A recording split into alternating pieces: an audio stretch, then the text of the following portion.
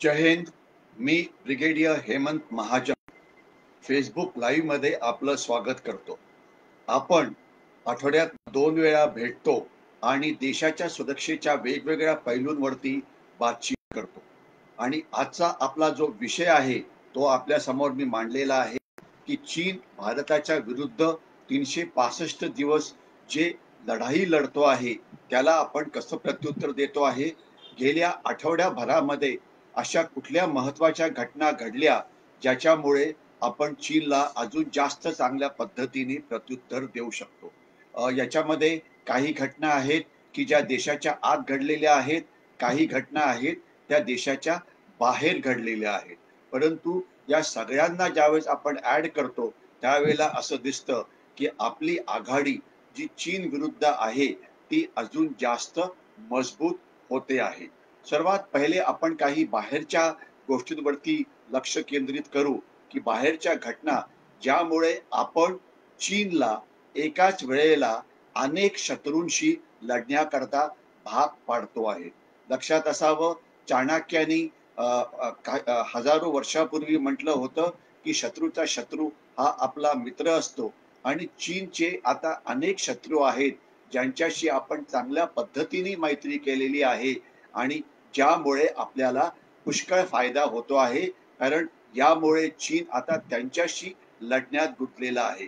आपण सरळ दोन मोठ्या राष्ट्रांविषयी बोलण्याचा प्रयत्न करू.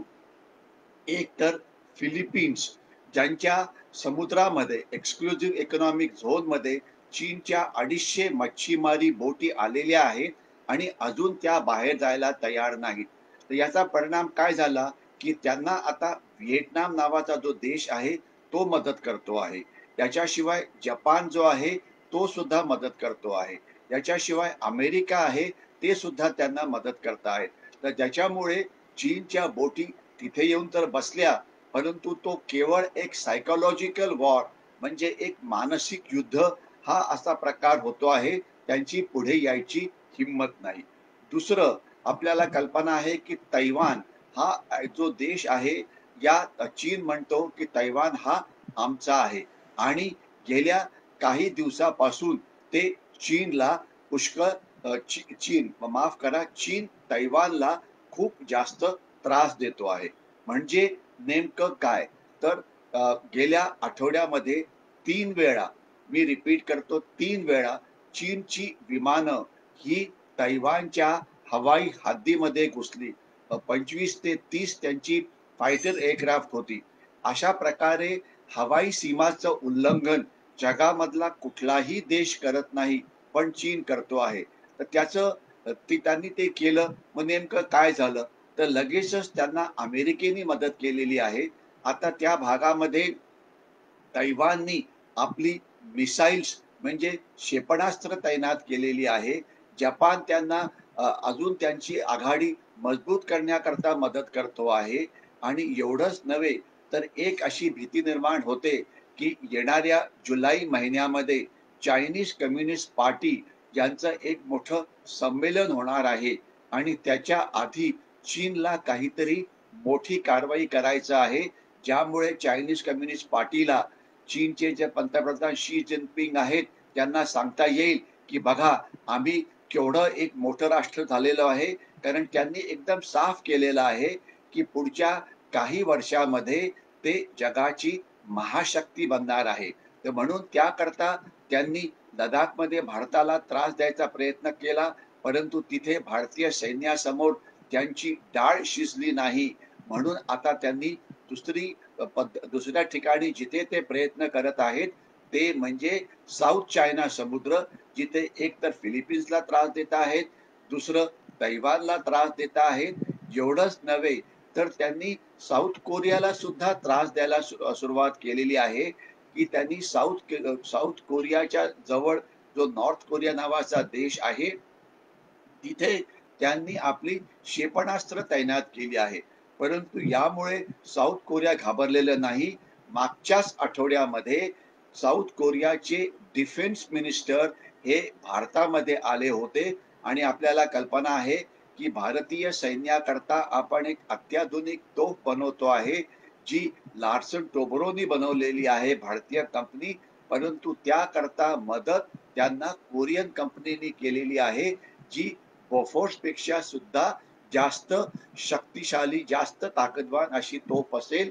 ही भारतामध्ये बनवली जात आहेत. मी रिपीट करतो, आत्मनिर्भर भारतमध्ये आपण भारतामध्ये बनवतो आहे. आणि आता कोरिया आणि भारतामध्ये जे डिफेन्स कोऑपरेशन आहे ते पुष्कळ वाढणार आहे. थोडक्यात सांगायचं म्हणजे की आपण 2014च्या आधी 70% आपली शस्त्र ही आयात करत होतो. आता 2020 मध्ये की ज्याची आकडेवारी अवेलेबल आहे, ते प्रमाण आता कमी होऊन 70%हून जवळजवळ 40%वरती आलेलं आहे.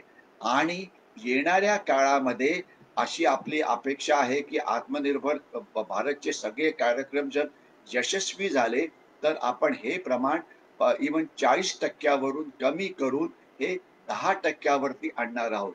आणि एवढंच नव्हे, तर याच वेळेला आपण भारतामध्ये जी शस्त्र बनता आहेत, त्याकरता जवळजवळ 250 स्टार्टअप भारताच्या डिफेन्स इंडस्ट्रीमध्ये सुरू होणार आहे. मी रिपीट करतो, 250 स्टार्टअप भारतामध्ये तयार करणार आहे. आणि जर नुसतं महाराष्ट्रापुरतं बोलायचं म्हटलं, तर नाशिकमध्ये डिफेन्स इनोव्हेशनचा एक मोठा हब बनतो आहे, जिथे small scale sector, middle scale sector अशा प्रकारचे मोठ्या शस्त्रांना लागणारे भाग निर्माण करेल. नागपूरमध्ये बनतो आहे, औरंगाबादमध्ये बनतो आहे. तर ही महाराष्ट्राकरता एक अतिशय चांगली बातमी आहे, कारण यामुळे एकतर भारतामध्ये शस्त्र किंवा त्यांचे स्पेअर पार्ट तर बनतीलच, परंतु त्याच्यामुळे युवकांकरता आपल्याला जास्त जॉब्स क्रिएट होतील. तर म्हणजे शस्त्र आणि आपल्याला कल्पना असावी की आता आपण शस्त्र निर्यात करणाऱ्यामध्ये पहिल्या 25 देशामध्ये आलेलो आहे. 2014च्या आधी आपण अजिबात कुठलीही शस्त्र ही निर्यात करत नव्हतो. आता ते प्रमाण वाढलेलं आहे. अर्थातच हे अजून खूपच वाढवायचं आहे, कारण आपली जी कॉम्पिटिशन आहे ती चीनशी आहे. आणि अजून सुद्धा काही शस्त्र आपली 2 देश घ्यायला तयार आहेत. एक तर ब्रह्मोस नावाचं मिसाईल. आशा करूया की हे मिसाईल जे अतिशय वर्ल्ड क्लास आहे, ते फिलिपिन्सला पण पाहिजे आहे, व्हिएटनामला सुद्धा पाहिजे आहे. ते येणाऱ्या काळामध्ये नक्कीच होईल. त्याच्याशिवाय मी अजून एका महत्वाच्या विषयावरती बोलणार आहे, ते म्हणजे डिसरप्टिव्ह टेक्नॉलॉजीज. मी रिपीट करतो, डिसरप्टिव्ह टेक्नॉलॉजीज किंवा डिसरप्टिव्ह तंत्रज्ञान. काही अशी तंत्रज्ञानांचा उदय होतो आहे जगामध्ये, की ज्याच्यामुळे जी जुनी तंत्रज्ञानं होती ती ऑब्सोलीट होत आहेत. म्हणजे ती आता सरळ तुम्हाला टाकून द्यावी लागणार आहेत. मी याची 2-3च मोठी उदाहरण देतो. विषय आपला हा सुरक्षेच्या विषयी आहे, म्हणून मी अशा काही डिसरप्टिव्ह टेक्नॉलॉजीज विषयी बोलेन, ज्याचा संबंध भारताच्या सुरक्षेशी आहे. उदाहरणार्थ, आत्ताच अझरबैजान आणि आर्मेनियामध्ये काही महिन्यापूर्वी लढाई झाली होती.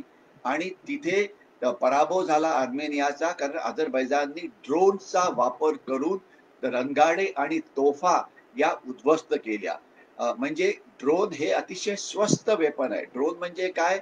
असं एक विमान जे बिना पायलट शिवाय हवेमध्ये उड्डाण करू शकतं. आणि त्याच्यावरती कॅमेरे लावू शकले जातात, त्याच्यावरती शस्त्र लावली जातात. आणि याच्यामुळे जरी ते विमान पडलं तरी पायलटचा मृत्यू हा होत नाही. तर आता फायटर एअरक्राफ्टच्या तुलनामध्ये ड्रोन जेवढं स्वस्त आहे, एक उदाहरण द्यायचं म्हटलं तर आपण जे तेजस नावाचं जे फायटर एअरक्राफ्ट भारतामध्ये बनवतो आहे, त्याची किंमत 450 ते 550 कोटीच्या मध्ये आहे. राफेल नावाचं विमान जे आपण फ्रान्सकडनं घेतलं, त्याची किंमत 1400 ते 1500 कोटीच्या मध्ये आहे. अर्थात याच्यामध्ये त्याच्यावरती असलेली शस्त्र सुद्धा आहे. त्याच्या तुलनेमध्ये ड्रोन हे 5 कोटीमध्ये सर्वात अत्याधुनिक ड्रोन मिळतं. आणि ड्रोनचा थवा म्हणजे जर स्वॉर्म ड्रोन्स वापरली, म्हणजे एकदम जर 50-60 ड्रोन्स वापरली, तर अर्थातच आपण फायटर एअरक्राफ्टला फारच चांगल्या पद्धतीने त्यांच्याशी लढाई करू शकतो. म्हणजे एवढं महागडं फायटर प्लेन विकत घ्यायच्या ऐवजी आपण ड्रोन्सचा वापर करून कमी किमतीमध्ये शत्रूचं नुकसान पोहोचवू शकतो. तर आता भारतीय सैन्याने ड्रोनचा वापर सर्व्हेलन्स करता सुरू केलाय. आपल्याला लांब लचक सीमांवरती, मग ती समुद्री सीमा असो की जमिनी सीमा असो, याच्यावरती लक्ष ठेवावं लागतं. पहिले हे लक्ष हेलिकॉप्टर्स किंवा मोठ्या एअरक्राफ्टनी केलं जायचं. ती महागडी असायची. त्याच्या तुलनेमध्ये ड्रोन्सनी केलेली जी टेहाळणी असते ती अतिशय स्वस्त असते. तर आपण आता समुद्री सीमावरती त्यांनी लक्ष ठेवतो आहे. भारत चीन सीमा जी आहे त्याच्यावरती लक्ष ठेवतो आहे. जवळजवळ 15,500 किलोमीटर लांब आपल्या जमिनी सीमा आहेत आणि 7,600 किलोमीटरच्या समुद्री सीमा आहेत. तर त्याच्याकरता ड्रोनचा वापर हा चांगल्या पद्धतीने होतो आहे. ज्याच्यामुळे जर चीननी जर एन्क्रोचमेंट करण्याचा प्रयत्न केला तर त्याची माहिती आपल्याला लगेच मिळू शकेल. तर ड्रोन ही एक डिसरप्टिव्ह टेक्नॉलॉजी झाली. ती आता नेव्हीमध्ये पण होते आहे, भारतीय नौदलात होते आहे, भारतीय सैन्यामध्ये होतं आहे. याच्याशिवाय हवाई दल म्हणजे इंडियन एअरफोर्समध्ये सुद्धा होतं आहे. दुसरी जी टेक्नॉलॉजी आहे ती आहे आर्टिफिशियल इंटेलिजन्स, ज्याचा वापर आपण अनेक डिसिजन मेकिंग टूल्स मध्ये करतो आहोत. आपण डेटा मायनिंग करता करतो आहोत. आपण डेटाचं विश्लेषण करण्याकरता करतो आहोत आणि आर्टिफिशियल इंटेलिजन्स वरती आपण आता पुष्कळ काम सुरू केलेलं आहे. त्याला यश आहे, नाही असं नाही, परंतु आपला जो संशोधनाचा वेग आहे तो अजून वाढवावा लागेल. कारण आपली जी कॉम्पिटिशन आहे ती चीनशी आहे. आर्टिफिशियल इंटेलिजन्स मध्ये चीन आपल्या पुष्कळ पुढे आहे. तर आपल्याला कॅचअप करण्याकरता आपला स्पीड जो आहे वाढवावा लागेल. आपण जे काही भारतीय अमेरिकेमध्ये या विषयावरती सिलिकॉन व्हॅलीमध्ये किंवा इतरत्र काम करतो आहे त्यांना परत आणून देशामध्ये काम करायला लावू शकतो का? असे काही शास्त्रज्ञ जे भारतीय मूळ निवासी आहेत परंतु युरोपमध्ये किंवा अमेरिकेत सेटल झालेले आहेत त्यांना भारतामध्ये परत आणून आपण संशोधनाचा वेग वाढवू शकतो का? आपण हे करायला पाहिजे.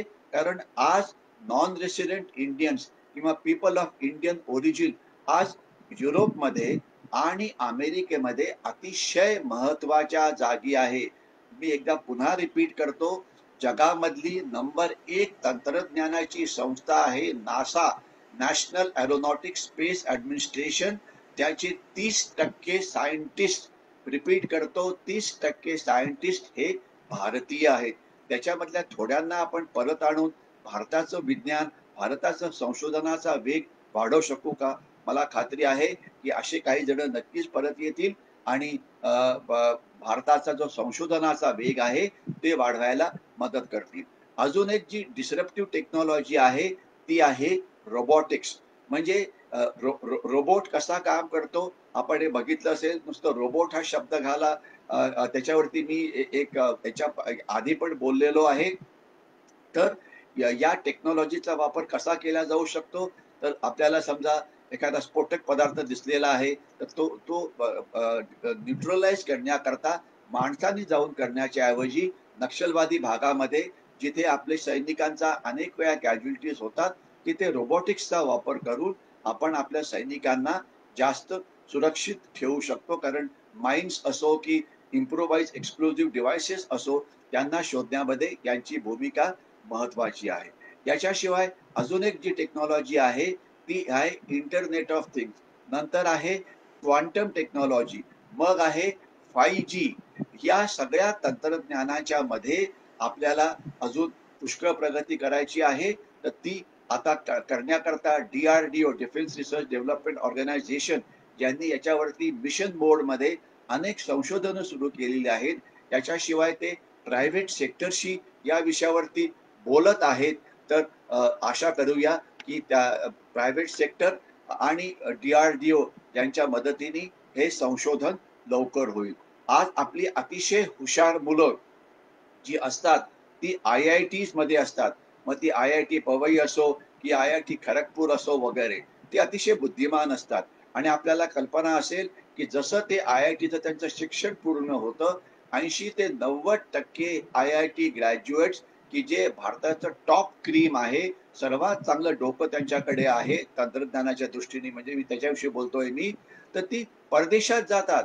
अरे, ही हुशार मुलांची आपल्याला इथे गरज आहे.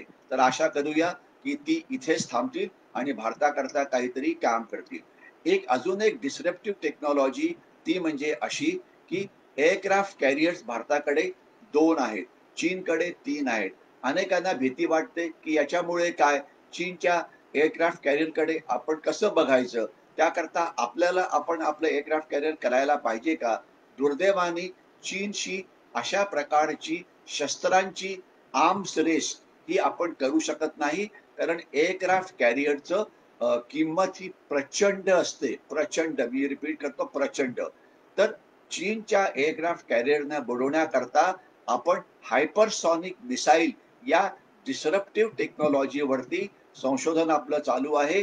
त्याची टेस्ट सक्सेसफुल झाली आहे आणि याच्यामध्ये चीनी एअरक्राफ्ट कॅरियरना बुडवण्याची क्षमता आहे. हायपरसॉनिक मिसाईल्स म्हणजे काय असतं? तर हायपरसॉनिक मिसाईल हे क्रूज मिसाईल आणि इतर मिसाईलचं एक कॉम्बिनेशन असतं. हे अतिशय वेगाने जातं. 5 मॅक म्हणजे 5 times the speed of sound. त्याच्याशिवाय ते क्रूज सारखं जमिनीला सरपटून जात असल्यामुळे ज्याला इंग्लिशमध्ये म्हटलं जातं फ्लाइंग नेप ऑफ अर्थ, म्हणजे ते अतिशय खालून जातं, ज्यामुळे त्यांना रडारवरती शोधणं हे सोपं नाही. त्याच्याशिवाय त्यांची जी रडारची सिग्नेचर असते ती खूप कमी असते. त्याच्यामध्ये अनेक असे म्हणजे हे घातलेलं आहे की ज्याच्यामुळे ती रडारवरती पटकन दिसत नाही. तर आपण हायपरसॉनिक मिसाईल्सचा वापर करून चीनच्या एअरक्राफ्ट कॅरियर बुडवणार आहोत, हे लक्षात असावं. त्यांच्याकडे 3 आहेत म्हणून आपण बनवायचं याला काही अर्थ नाही. याच्याशिवाय आपण अजून एक डिसरप्टिव्ह वापर जो करतो आहे तो म्हणजे पाणबुड्यांचा. आपल्याकडे पाणबुड्या आहेत. आता प्रश्न असा आहे की एक एअरक्राफ्ट कॅरियर तयार करायच्या ऐवजी त्याच किमतीमध्ये आपण 7 ते 8 पाणबुड्या या तयार करू शकतो. म्हणजे 1 aircraft carrier is equal to 7 और 8 सबमरीन्स. आता सबमरीन्स अर्थात हे अशा प्रकारचं गणित इतकं सोपं नसतं, पण मी केवळ थोडंसं सोपं करून आपल्याला सांगण्याचा प्रयत्न करतो आहे. तर याच्यामध्ये 2 प्रकारच्या सबमरीन्स आहेत. एक आहे न्यूक्लिअर आणि एक आहे डिझेल. न्यूक्लिअर प्रोपेल्ड सबमरीन ज्या असतात त्या पॅसिफिक ओशन मध्ये आणि इंडियन ओशन मध्ये कायमच्या समुद्राच्या आत राहून पेट्रोलिंग किंवा गस्त घालू शकतात. याच्यामुळे आपण चीनच्या जे चोक पॉइंट्स आहे तिथे चीन वरती चांगलं लक्ष ठेवू शकतो. उदाहरणार्थ मलक्काची समुद्री धुनी, तिथून जर चीनी पाणबुड्या यायला लागल्या किंवा तिथून जर चीनी जहाज यायला लागली तर तिथे, किंवा गल्फ ऑफ एडन किंवा सुएझ कॅनॉलच्या जवळपास, म्हणजे कुठले कुठले चोक पॉइंट्स आहे. याच्या आधी मी एक प्रेझेंटेशन दिलं होतं, मागचंच प्रेझेंटेशन, ज्याच्यामध्ये समुद्रामध्ये कुठल्या अरुंद जागा आहेत जिथे आपण लक्ष ठेवायला पाहिजे ते मी आपल्याला मॅपच्या मदतीने दाखवलं होतं. तर तिथे आपण या पाणबुड्या तैनात करू शकतो. आणि आता आपण न्यूक्लिअर प्रोपेल्ड सबमरीन्स करणार आहोत, ज्याच्यामुळे कमी किमतीमध्ये आपली आक्रमकता जी आहे ती जास्त वाढू शकेल. त्याच्याशिवाय एक आनंदाची बातमी अशी आहे की पहिल्या वेळा अनेक वर्षामध्ये भारतीय नौदल हे फ्रेंच नौदलाच्या बरोबर एक्सरसाइज करणार आहे. लक्षात असावं, आपण क्वाड्रिलॅटरल कोऑपरेशन मध्ये ऑस्ट्रेलियन नौदल, जपानचं नौदल, अमेरिकेचं नौदल यांच्यावर अभ्यास केलेला आहे. आपण एक्सरसाइज मिलन मध्ये साऊथ ईस्ट एशियाचे जे वेगवेगळे देश आहेत त्यांच्याबरोबर युद्धाभ्यास केलेला आहे. एक्सरसाइज मलबार मध्ये सुद्धा आपण अनेक देशांच्याबरोबर अभ्यास केलेला आहे. आता त्याच्यामध्ये फ्रान्स हा ऍड झालेला आहे. याचं कारण असं, फ्रान्सला आपण एवढं का महत्व देतो आहे, याचं कारण असं की जगामध्ये अर्थात नंबर 1 ची महाशक्ती ही अमेरिका आहे. नंबर 2 ची युरोपियन युनियन म्हटलं जायचं, कारण सगळे युरोपचे देश एकत्र आले होते. एकत्र असल्यामुळे त्यांची आर्थिक ताकद वाढलेली आहे. आणि त्यांचं नाटो म्हणजे नॉर्थ अटलांटिक ट्रीटी ऑर्गनायझेशन नावाचं एक डिफेन्स कोऑपरेशन आहे. परंतु दुर्दैवाने ज्या वेळेला डोनाल्ड ट्रम्प हे राष्ट्रपती होते अमेरिकेचे, त्यांनी विनाकारण युरोपियन युनियनशी भांडणं सुरू केली आणि त्याच्यामुळे युरोपियन युनियन हे अमेरिकेचं मित्र बनायच्या ऐवजी ते शत्रू बनायला लागले आणि त्यांनी आपल्या इंडिपेंडंट पॉलिसीज फॉलो केल्या आणि ज्याच्यामुळे ते चीनशी जास्त मैत्री करायला लागले. म्हणजे आत्ताच ज्यावेळेला डोनाल्ड ट्रम्प हारले आणि जो बायडन जिंकले, त्याच वेळेला जर्मनी, जी युरोपमधला एक मोठा देश आहे, त्यांनी अ, अ, ब- ब- चीनशी मुक्त व्यापाराचा करार केला. मी रिपीट करतो, जर्मनीने मुक्त व्यापाराचा करार केला. हे आपल्या दृष्टीने फार वाईट आहे, कारण याच्यामुळे जर्मनी थोडक्यात चीनच्या बाजूला गेला. परंतु आता मात्र युरोपियन युनियनचे देश, इंग्लंड म्हणजे युनायटेड किंगडम, फ्रान्स आणि इतर युरोपियन युनियनच्या देशांनी चीनवरती आता आर्थिक बहिष्कार टाकायला सुरुवात केलेला आहे. काही बाबतीत खास तर शिनजियांग मध्ये जे उईगर मुस्लिम्स आहेत, त्यांना चीन हा खूप तुरुंगात टाकलेला आहे. जवळजवळ 20 लाखाहून जास्त उईगर मुस्लिम जे आहेत, त्यांना ते अतिशय कठीण ठिकाणी काम करायला लावतात. मग ते शेतात काम करणं असो, की त्यांना तिबेटमध्ये पाठवणं असो, की काही मजदुरीचं काम, फिजिकली मजदुरी. तर म्हणून या देशांनी ठरवलेलं आहे की आता ते कॉटन म्हणजे कापूस हा चीनकडून विकत घेणार नाही, कारण तिथे उईगर मुस्लिमांचा जे हाताचं रक्त आहे ते तिथे आहे. तर त्याच्यामुळे त्यांनी त्याच्यावरती आर्थिक बहिष्कार टाकले. म्हणजे जे लोक ज्या चायनीज कंपनीज अशा प्रकारे काम करत आहेत, त्याच्यावरती युरोपियन देशांनी बहिष्कार टाकायला सुरुवात केलेली आहे. तर याच्यामुळे ही चांगली गोष्ट आहे. तर याला लगेच प्रत्युत्तर म्हणून चीननी सुद्धा युरोपियन देशाच्या विरुद्ध कारवाई सुरू केलेली आहे. अशा कंपन्या ज्या चीनच्या विरुद्ध काम करतात त्याच्यावरती ते बहिष्कार टाकतायत. तर त्याच्यामुळे जसं ट्रेड वॉर सुरू झालं होतं अमेरिका आणि चीन मध्ये, तशाच प्रकारचं ट्रेड वॉर आता थोड्या प्रमाणामध्ये युरोप आणि चीन मध्ये सुरू झालेलं आहे. आपल्या दृष्टीने ही चांगली बाब अशा करता आहे की जे कॉटन युरोप चीनकडनं घेणार नाही, ते कॉटन म्हणजे तो कापूस भारत पुरवू शकतो. महाराष्ट्रापुरतं बोलायचं म्हटलं तर महाराष्ट्रामध्ये कापूस हा पुष्कळ मोठ्या प्रमाणात म्हणजे त्याचं उत्पादन केलं जातं. तर आपल्याला ही एक संधी आहे. अशा वेळेला ज्या वेळेला चीनच्या विरुद्ध कुठलेही देश कुठलीही कारवाई करतो, तर ती आपल्याकरता एक मोठी संधी असते. एवढंच नव्हे तर आता आपण ज्या इतर राष्ट्र आहेत त्यांच्या मदतीने तंत्रज्ञानाच्या क्षेत्रामध्ये आपण एकत्रित मेक इन इंडिया मध्ये म्हणजे आत्मनिर्भर भारत मध्ये आपण काम करतो आहे, ज्याच्यामुळे आपली तंत्रज्ञानाची जी ताकद आहे ती वाढण्यामध्ये आपल्याला नक्कीच मदत मिळेल. आता मी काही अंतर्गत बाबीविषयी पुढच्या फक्त 3 किंवा 4 मिनिटच बोलीन आणि मग मी थांबीन. आणि जर काही आपल्याकडनं काही प्रश्न असतील तर आपण प्रश्नोत्तर करू शकतो. परंतु जसं मी नेहमी म्हणतो की भारताला महान बनवण्याकरता प्रत्येक नागरिक काहीतरी करू शकतो. काहीतरी ब्राईट आयडियाज, काहीतरी इनोव्हेटिव्ह आयडियाज, की ज्याच्यामुळे ज्या क्षेत्रामध्ये आपण आहात त्या क्षेत्रामध्ये आपण जागतिक दर्जाचं जर बनलो तर चीनी आव्हानाला आपण जास्त चांगल्या पद्धतीने तोंड देऊ शकतो. तर मी 2-3 मोठ्या गोष्टींविषयी बोलण्याचा प्रयत्न करीन वेळेअभावी. एक तर अतिशय चांगली बातमी आहे की जीएसटी कलेक्शन हे 1.24 लॅक्स झालेलं आहे मार्चच्या महिन्यामध्ये. हा आतापर्यंतचा उच्चांक आहे, ज्याचा अर्थ इकॉनॉमीची प्रोग्रेस आता वाढली आहे. याच्यामुळे अर्थातच इकॉनॉमीची प्रोग्रेस वाढली तर जॉब क्रिएशन होईल. आशा करूया की लॉकडाऊन विषयी जे बोलणं चाललं होतं ते होणार नाही, कारण करोनाची सेकंड वेव्ह येते आहे. त्याच्यामुळे सरकार अनेक वेळा विचार करतं की लॉकडाऊन करावं की नाही. तर मला वाटतं ही रिस्पॉन्सिबिलिटी आपल्या सगळ्यांची आहे की सरकारने वेळोवेळी सांगितलं आहे की करायला काय पाहिजे. मास्कचा वापर करायला पाहिजे, सोशल डिस्टन्सिंग करायला पाहिजे, पब्लिक ठिकाणी विनाकारण जाऊ नये, कमीत कमी हे करायला पाहिजे. तर करायचं काय हे आपल्याला माहिती आहे. दुर्दैवाने आपल्यातले काही जण बेपर्वाई करतायत. त्याच्यामुळे महाराष्ट्रामध्ये आज आपण भारतामध्ये सेकंड हायेस्ट आहोत करोना कॅज्युअल्टीज मध्ये. मला वाटतं वेळ आलेली आहे की आपण शिस्तप्रिय देशाचे नागरिक बनायला पाहिजे आणि जे सांगितलं जातं त्याच्यावरती अंमलबजावणी करायला पाहिजे. ज्याला व्हॅक्सिनेशन ड्यू आहे ओव्हर 65 त्यांनी ते घ्यायलाच पाहिजे. आता ओव्हर 45 व्हॅक्सिनेशन सुरू केलेलं आहे, ते लगेचच आपण घ्या. आणि आजच मी चांगली बातमी वाचत होतो की जवळजवळ आज 30 लाख लोकांना व्हॅक्सिनेशन केलेलं आहे आणि आता प्रायव्हेट हॉस्पिटलमध्ये सुद्धा ते होणार आहे.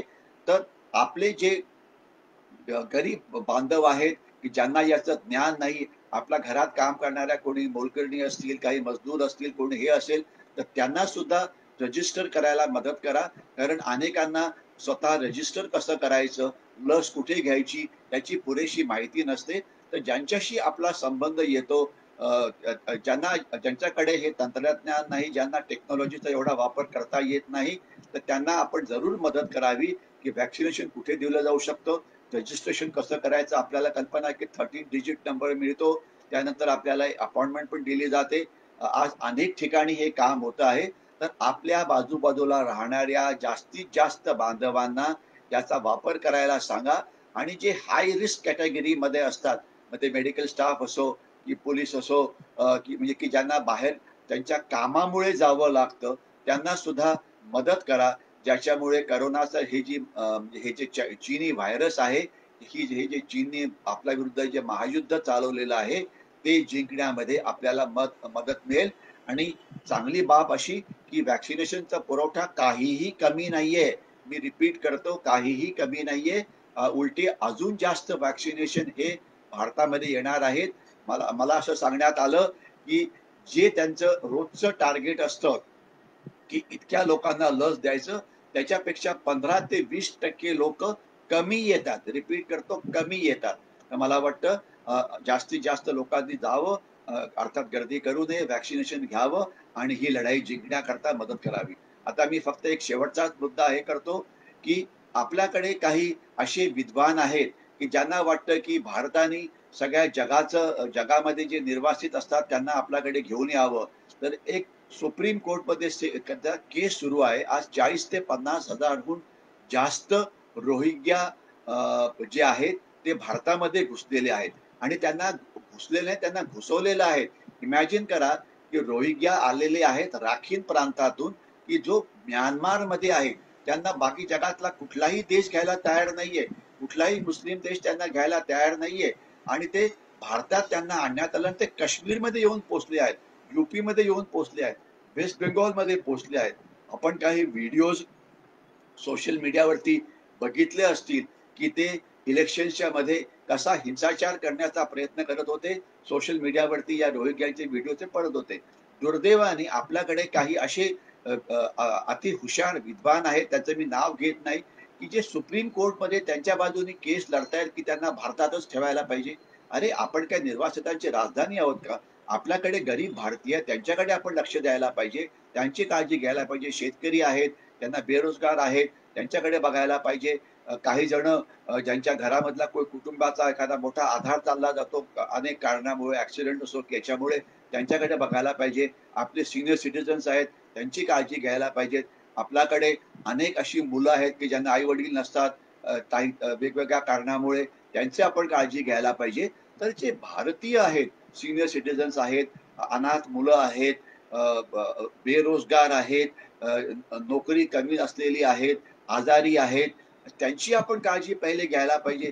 पण हे लोक सरळ सुप्रीम कोर्टमध्ये पोहोचतात. आता यांना सुप्रीम कोर्टमध्ये पोहोचता कसं आलं? एक सामान्य भारतीय की जे आज माझं बोलणं ऐकतायत, आपण सुप्रीम कोर्टमध्ये जाऊ शकता का? परंतु हे असे काही सुप्रीम कोर्टला सांगायला पाहिजे की तुम्ही अशा लोकांना का एंटरटेन करता आहात. आज 3 कोटीहून जास्त कोर्टाच्या केसेस पेंडिंग आहेत. जे भारतीयांना पहिले न्याय पाहिजे तो न्याय द्या.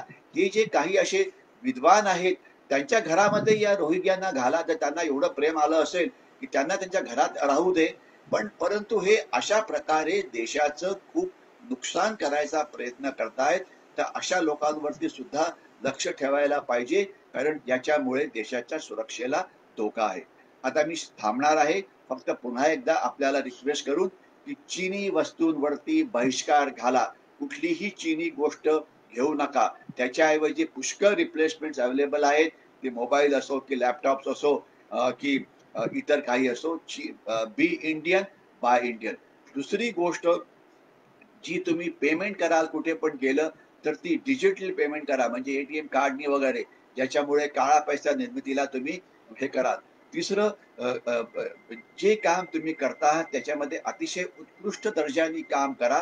काहीतरी इनोव्हेटिव्ह आयडियाज वापरा आणि काहीतरी समाजाकरता करण्याचा प्रयत्न करा, ज्याच्यामुळे भारत एक मोठी शक्ती म्हणून पुढे येऊ शकतो. मला वाटतं मी इथेच थांबतो. आपल्याला हा जर व्हिडिओ आवडला असेल तर त्याला लाईक करा आणि जास्तीत जास्त लोकांशी शेअर करा. मी इथे थांबतो. बघूया खालती काही प्रश्न आहेत का? जर प्रश्न असतील तर मी 1-2 मिनिटं घेण्याचा प्रयत्न करीन. परंतु सध्या तरी मला काही दिसत नाहीयेत प्रश्न इकडे. ओके. जर आपल्याकडनं काही आयडियाज असतील तर जरूर सांगाव्यात. कारण आपल्याला म्हणजे आपल्या सगळ्यांच्या बुद्धिमत्तेचा वापर आपण करून देशाला पुढे जाण्यामध्ये प्रगती मदत करू शकतो. साक्षी अग्रवाल जी जय हिंद म्हणतायत. मनोज बंडू कुंवरजी जय हिंद म्हणतायत. प्रवीण देशमुखजी जय हिंद म्हणतायत. आपल्याला सगळ्यांना जय हिंद शिरीष पाठकजी म्हणतायत. पार्थ पटनीजी सुद्धा जय हिंद म्हणतायत. हे प्रश्न आलेला आहे, तो मी घेतो. अजून आपण 2 मिनिटं वेळ करू शकतो. सगळे जे जय हिंद म्हणता आहेत त्या सगळ्यांना जय हिंद. परंतु मी जसं म्हणतो की देशाकरता काहीतरी करा, जे तुम्हाला शक्य आहे. आज सरकारी, तुम्हाला मी एक सांगतो, आपण सगळे सुशिक्षित आहोत. आज सरकारच्या अनेक अशा स्कीम्स आहेत की ज्याचा गरिबांना किंवा जे पीपल बिलो पॉवर्टी आहे त्यांना फायदा होऊ शकतो. जसं त्यांची मुद्रा योजना आहे, ज्यामुळे गरिबांना कर्ज मिळू शकतं. त्यांची इन्शुरन्स योजना आहे. शेतकऱ्यांकरता सॉइल टेस्टिंगची योजना आहे. याच्याशिवाय आज इतक्या चांगल्या स्कीम्स सरकारने केलेल्या आहेत. त्यांना मदत करा. सरकार अनेक प्रकारचं म्हणजे अनुदान हे पीपल बिलो पॉवर्टी लाईनला देत आहे. परंतु आज सुद्धा अनेकांकडे बँक अकाउंट नाहीयेत. खास तर त्यांना बँक अकाउंट म्हणजे तयार करण्याकरता मदत करा. त्यांच्या बँक अकाउंटला त्यांच्या आधार कार्डशी जोडा, ज्याच्यामुळे जे लागू हे आहेत योजना, त्याचा लाभ जे अतिशय गरीब आहेत त्यांच्याकडे पोहोचू शकतो. दुर्दैवाने अजून सुद्धा 15 ते 20% अशी लोक आहेत की ज्यांच्याकडे ज्या ज्या सरकारी योजना आहेत त्या पोहोचत नाहीये. त्याच्यामध्ये आपण एक खूप मोठं काम करू शकतो आणि आपण ते करायला प्रत्येकाने प्लॅन करा की ॲटलिस्ट मी 10-15 जे पीपल बिलो पॉवर्टी लाईन आहेत त्यांना मदत करण्याचा प्रयत्न करीन. एक प्रश्न आहे पार्थ पटनी सरांकडनं की सर, कोविड डेटावर चायनीज हॅकर्सचा अटॅक करतायत, त्याला कसं उत्तर देऊ शकतो? पार्थजी, तुमचा प्रश्न अगदी बरोबर आहे. आपण म्हणता आहे की चायनीज हॅकर्स हे आपले जे कोविड आहे त्याचं जे फॉर्म्युला आहे तो चोरण्याचा प्रयत्न करतात. 100% बरोबर आहे तुमचं.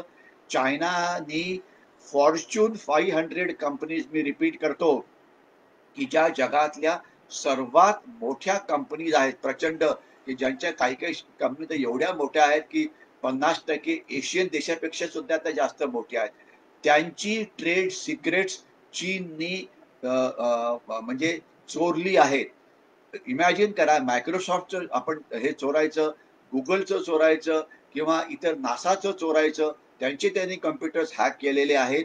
तर भारताचं ते चोरायचा नक्कीच प्रयत्न करतील आणि ते केला पण आहे. आणि आपल्याला कल्पना आहे की जी आग लागली होती आपली सेरम इन्स्टिट्यूट पुण्यामध्ये, ज्यामध्ये 1000 कोटी रुपयाचं नुकसान झालं, रिपीट करतो, तो सॅबॉटाज होता, तो चीननी केलेला घातपात होता. तर जोपर्यंत तुमचा प्रश्न आहे की चीनचा पासून कसं संरक्षण करायचं, त्याच्याकरता आपल्या संस्था ज्या आहेत, CERT, cyber emergency response team, Bharat सरकारच्या 2 संस्था आहेत की जे काम करत आहेत. तर ते नक्कीच म्हणजे त्यांची मदत घ्यायलाच पाहिजे आणि आपलं सिक्युरिटी ऑडिट करून घ्यायला पाहिजे की आपलं जे नेटवर्क आहे त्याला काही त्याच्यात काही कमी तर नाहीये. आपल्याला काही फायरवॉलची गरज आहे की नाही. एक सरळ साधा उपाय, आपण कुठल्याही कॉर्पोरेट वर्ल्डमध्ये असाल तर लक्षात ठेवा की तुमचं जे इंटरनेट असतं ते स्टँड अलोन मोडवरती ठेवा. थोडक्यात सांगायचा मतलब असा की मी भारतीय सैन्याचं उदाहरण देतो. भारतीय सैन्य इंटरनेट जे तुम्हाला माहिती आहे ते वापरत नाही. त्यांचं वाईड एरिया नेटवर्क आहे, म्हणजे स्वतःचं नेटवर्क आहे जे सिक्युअर आहे, ज्यामध्ये कोणी इन्फिल्ट्रेट करू शकत नाही. एक्झॅक्टली तशाच प्रकारचे वाईड एरिया नेटवर्क या कॉर्पोरेट वर्ल्डनी करायला पाहिजे. खास तर हे जे व्हॅक्सिनेशन वाले लोक आहेत त्यांनी, की ज्याच्यामुळे जर तुम्ही इंटरनेटशी कनेक्टेडच नसाल तर तुम्हाला कोणी हॅक करू शकत नाही. कारण जर भारतीय सैन्याच्या वाईड एरिया नेटवर्क मध्ये जर हॅक करायचं असेल तर तुम्हाला सैन्याच्या आत घुसावं लागेल. म्हणजे सैन्याच्या आत ज्यांना वाईड एरिया नेटवर्क बघू शकतात तेच फक्त आत राहून त्याच्यात गडबड करू शकतात, की जे जवळजवळ कोणी करणार नाही आणि कोणी केलं तर ते लगेच पकडले जाऊ शकतील. तर म्हणून वाईड एरिया नेटवर्क किंवा स्वतःचं प्रायव्हेट नेटवर्क तयार करण्याची गरज आहे कॉर्पोरेट वर्ल्डमध्ये. हे आपल्या प्रश्नाचं थोडक्यात उत्तर आहे. धन्यवाद. मी इथेच थांबतो. पार्थजी, त्याला कसं उत्तर मी तुमच्या प्रश्नाचं उत्तर दिलेलं आहे. वेळेच्या अभावी तर मी थांबतो, पण जरूर हा शेअर करा आणि आपण येणाऱ्या रविवारी 11:30 वाजता भेटू आणि पुन्हा एका नवीन विषयावरती बोलण्याचा प्रयत्न करू. थांबतो इथे मी. जय हिंद.